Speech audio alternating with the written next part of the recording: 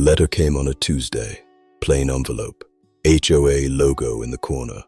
I almost set it aside with the junk mail. I didn't. Inside was a notice of lien, a legal claim filed against my home for $14,260 in accumulated fines, late fees, and what the document called administrative remediation costs. I had received no prior warnings. I had received nothing from this HOA in 11 months, not a newsletter, not a meeting notice, not a single piece of correspondence. And now there was a lien on my home. I sat at my kitchen table and read every line of that letter twice. Then I read the specific rule they claimed I had violated. Then I went and got my copy of the HOA's governing documents, the CC&Rs, the bylaws, every page, and I read them cover to cover looking for that rule. It wasn't there, not in the CC&Rs, not in the bylaws, not in any amendment, not in any resolution, not in any version of any document this HOA had ever filed with the county. They had put a $14,000 lien on my home using a rule that does not exist.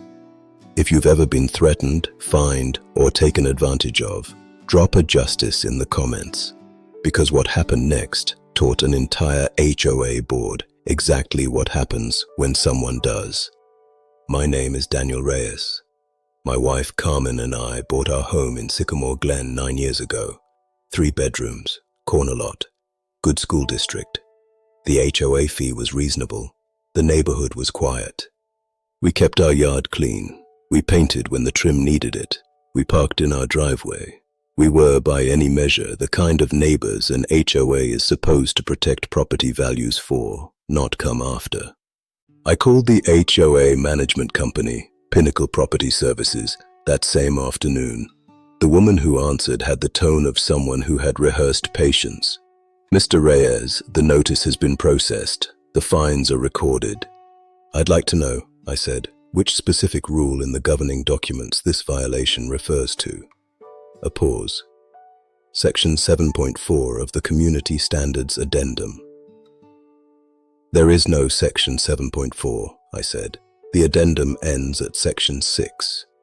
A week later, I received a second letter, this one from Pinnacle's legal department. It confirmed the lien and added a new line. Continued non-compliance may result in foreclosure proceedings.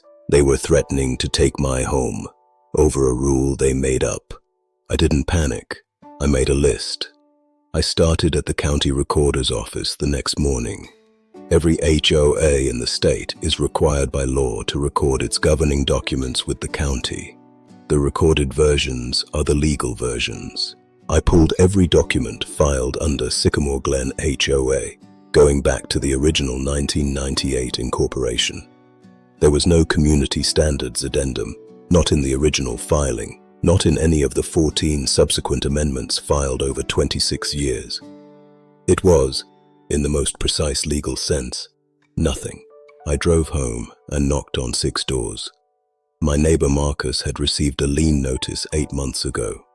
He had paid it, $3,800, because he couldn't afford a lawyer and didn't know he could fight it. The Nguyens, Patricia, same story, same non-existent addendum. That evening, I called Nadia Voss, a property law attorney. She listened without interrupting. When I finished, she was quiet for a moment. "Bring me everything," she said. "The lien notice, the county records, the names of your neighbors. And Daniel, don't pay anything, not $1. Nadia started with a question. "Do you know who sits on the board of Sycamore Glen HOA? "Gerald Fitch," she said, "is also a co-owner of Pinnacle Property Services." The room shifted slightly. The man who issued the violations was collecting the fees. In 7 years, the HOA had filed 41 liens against homeowners, nearly half the community. They invented a rule book. Then they fined people under it. Then they put liens on homes when people didn't pay. I thought about Marcus. I thought about 41 families. "What do we do?" I asked. "We file," she said. "And we don't just file for you. We file a class action. Gerald Fitch and Pinnacle Property Services are the defendants. She slid a document across the desk. I picked up the pen. By Friday afternoon, Gerald Fitch's attorney had sent a letter to every plaintiff threatening individual countersuits for defamation and harassment of a community volunteer. Nadia's response was 4 words: "We'll see you Monday." On Monday, we filed for emergency injunctive relief. We attached the county records. We attached the dual ownership interest. The motion was granted in 72 hours. All 41 liens were frozen. Pinnacle was removed. A court-appointed administrator took over. Fitch produces meeting minutes to prove a vote in 2019. Nadia subpoenaed the original sign-in sheets. 22 homeowners attended. The minutes showed 31 votes, 9 votes for a document that didn't exist from people who weren't in the room. The fines collected totaled $412,000. The money had flowed through Pinnacle's accounts co-owned by Fitch. He had not been a community volunteer. He had been running a collection operation from inside the HOA boardroom. The hearing lasted 2 days. Fitch's attorney made arguments about community governance. Nadia stood up with one document. The county's recorded copy of the governing documents, stamped, official, complete. She held it up. "Your Honor, the rule does not exist." The judge ruled the following week. All 41 liens were permanently vacated. $412,000 ordered returned with interest.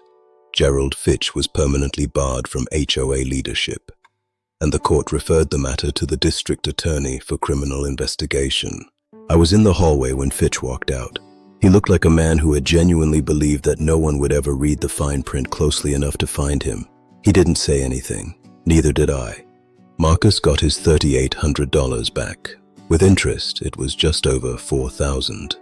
Patricia was able to proceed with her refinancing. The 41 families of Sycamore Glen got their liens removed and their money returned. A new management company was selected through a competitive process. The board held its first genuinely open election in 7 years. Carmen and I still live in that house on the corner lot. And every time a piece of mail arrives, I read every line. Because here is what I want you to take from this story. HOA boards have real power, but that power is bounded by documents. When they step outside those boundaries, they are a fraud. The document is always the weapon. Learn to read it. If this story made something click, drop a justice in the comments. I'm working on a follow-up to walk you through the process. Subscribe so you're there when it drops. New Frontier Justice stories every week. I'll see you in the next one.